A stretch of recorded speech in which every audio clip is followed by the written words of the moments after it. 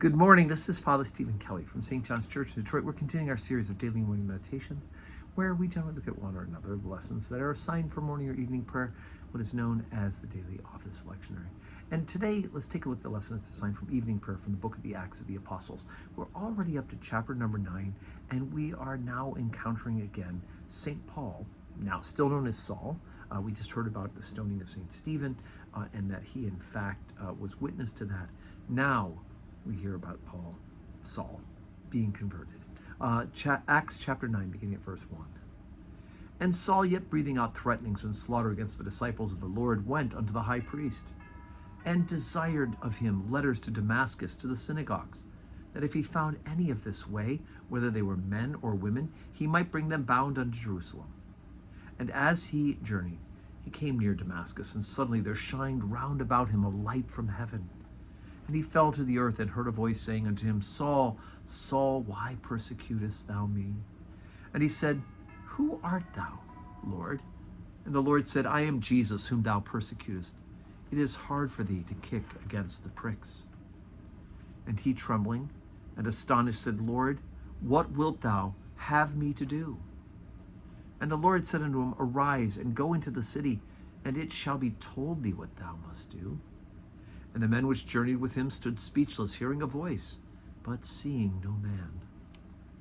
And Saul arose from the earth, and when his eyes were opened, he saw no man. But they led him by the hand and brought him unto Damascus, and he was 3 days without sight, and neither did eat nor drink. And there was a certain disciple at Damascus, named Ananias, and to him saith the Lord in a vision, Ananias, and he said, Behold, Lord, I am here.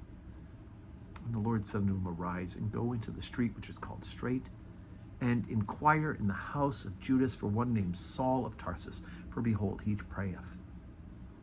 And hath seen in a vision a man named Ananias coming in, and putting his hand on him, that he might receive his sight. But Ananias answered, Lord, I have heard by many of this man, how much evil he hath done to thy saints in Jerusalem. And here he hath authority from the chief priest to bind all that call on his name, on thy name.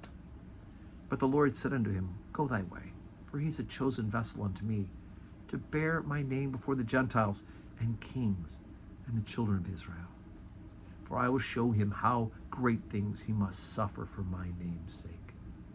And Ananias went his way, and entered into the house, and putting his hands on him said, Brother Saul, the Lord, even Jesus, hath appeared unto thee in the way that thou camest, hath sent me, that thou mightest receive thy sight, and be filled with the Holy Ghost.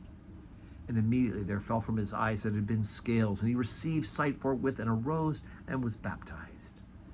And when he had received meat, he was strengthened. Then was Saul certain days with the disciples, which were at Damascus. All right, so we love the story of the conversion of Saul, right? He's knocked from the horse, and he's blinded, and God speaks right to him, Why are you persecuting me, Saul? Right? But I love the fact of the story that God tells Ananias, you're going to go, right? And you're going to do this to this guy, Saul.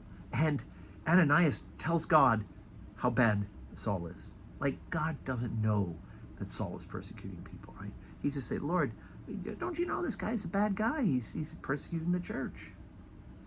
God knows. God's had a plan.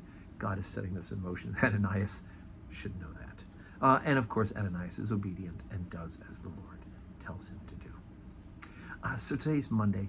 We have 12:15 Holy Communion today, 4 o'clock evening prayer. So evening prayer is in the Ministry Center around the back of the building complex. 12:15 Holy Communion in the big church. Either way, I hope you can join us in person or worship with us on the live stream, or just be sure to say your prayers. Of course, say your prayers. And may God grant us a Monday that is full of blessings.